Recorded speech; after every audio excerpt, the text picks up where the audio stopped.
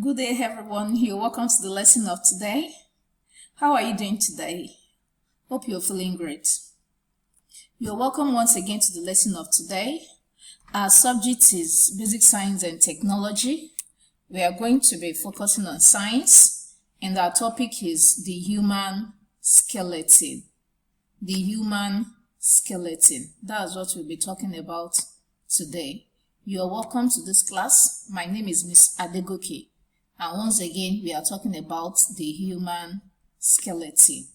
As you can see on the screen, that's what a skeleton looks like. It is what is in our body that helps us to stand and to move. That's what we are looking at today. At the end of this lesson, you should be able to define the skeletal system, mention the types of bones in the body, define joints, list the types of joints, then state functions of bones and joints. Okay, we are considering these objectives because we have learnt them before. We just want to expatiate more on this topic. Okay, we have learnt about the skeleton in our previous lesson, and you have been told that the human skeleton is the internal framework of the human body. That is what is inside our body, not this outward flesh, but the one inside the body that helps the body to be what it is. And we are told that it is composed of around 270 bones at birth, and that by the time you become an adult, the bones decrease to 206 because some of the bones have been fused together, that is merged together. Now, in our last lesson, we also told that the bone mass in the skeleton reaches maximum density around age 21. That is, by the time you become 21 years old, your bone mass would have reached its maximum density. That is, the bone would have developed the way it should. Okay, we were also told that the skeletal system is the body system composed of bones and cartilage, which provides support and shape to the body. It gives your body support and it also gives shape to your body. Then it also facilitates movement and protects internal organs. Okay, the skeleton protects internal organs. We mentioned components of the skeleton as well. That we said the skeleton is made up of 4 main components, which are the bones, the cartilage, the ligaments, and then the tendons. Okay, this is what the skeleton looks like when a man kneels down. You can see the way the skeleton is there. Of course, when any posture you make is what your skeleton makes. So it doesn't matter whether you can see the bone or not. The bone is not as fat as your body. The bone is just the internal framework. There are a lot of other things attached to the bone. So you can see here the skeleton kneeling down. You can see the bone. But while you are kneeling down, it is your flesh that you can see. We have fat people, we have thin people. The flesh that covers the bone, is the one that we see, all the time. But whatever position we are taking, the bone takes that position. It is one that helps us. You can see the skeleton here. You can see what it looks like when you kneel down. You can see the position of the feet there. Okay, so whatever position you make, your skeleton makes that position. It enables you to make that position. Okay, this is what we look like. You can see these are the flesh that covers our body, but you see the thigh. You see the thigh here. But you can see inside this thigh, inside this flesh, you can see just the thin bone there, the long bones. You can see them. So while the bones are there giving us the shape and the support, it is this flesh, that we nourish, that we take care of, that is also important to the bones. Is the one that give the bones a body. Okay, now we've talked about functions of the skeletal system again. We are just going to mention it again. We are going to reiterate it. That is, just talk about it so that you can still recollect what we mentioned earlier. Okay. The human skeleton performs 6 major functions. And what is that? The human skeleton supports the body. It supports your body. Without the skeleton, I've said before, without the skeleton, the body will just look like rubber. You know, it cannot move on its own. So the skeleton provides support. It enables you to stand. It enables you to sit. You know, when you sit down, sometimes you sit on a stool. The stool doesn't have a backrest.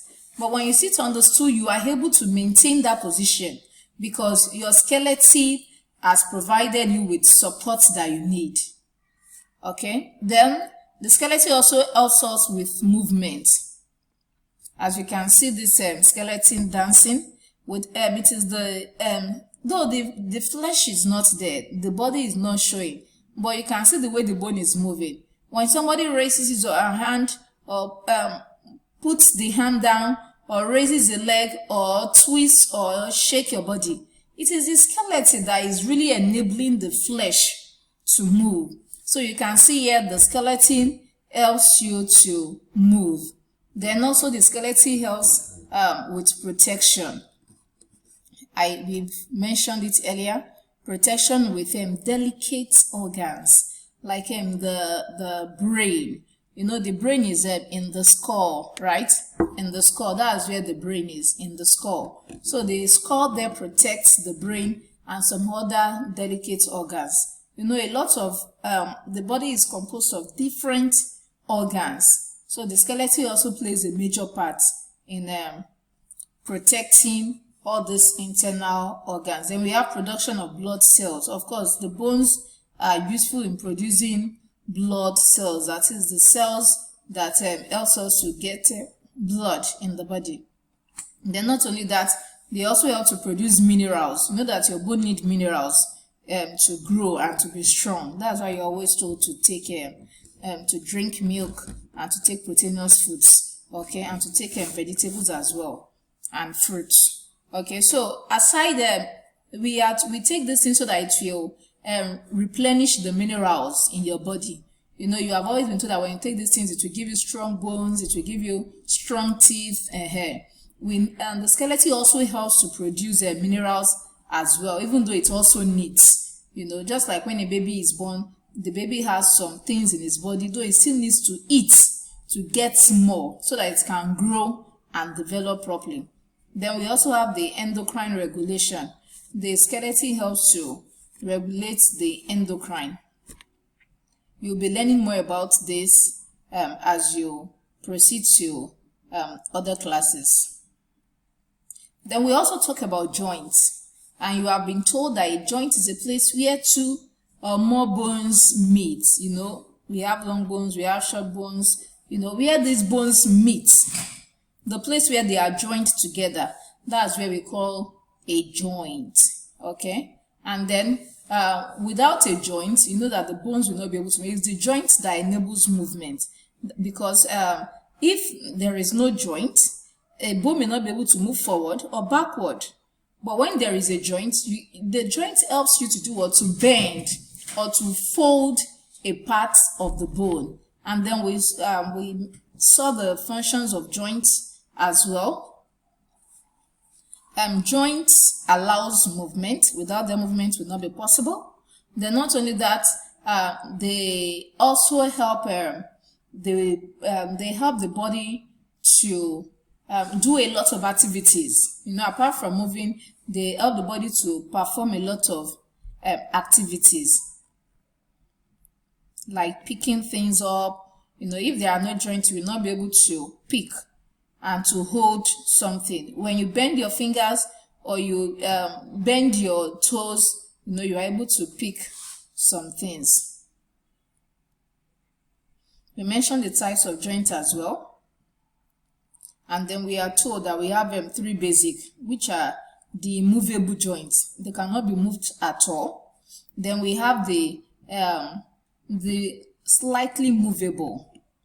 These ones allow a little bit of movement. Then we have the fully movable part, that is no disturbance at all. They can move anyhow they want to. Okay, we also talk about what functions of joint are, that they allow mobility and that they also provide them a protective enclosure for vital organs.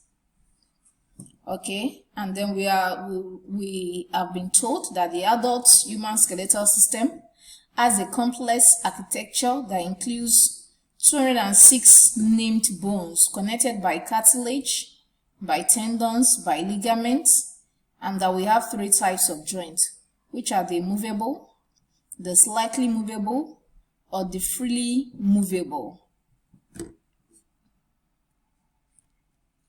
Thank you. Do enjoy the rest of your day and be happy.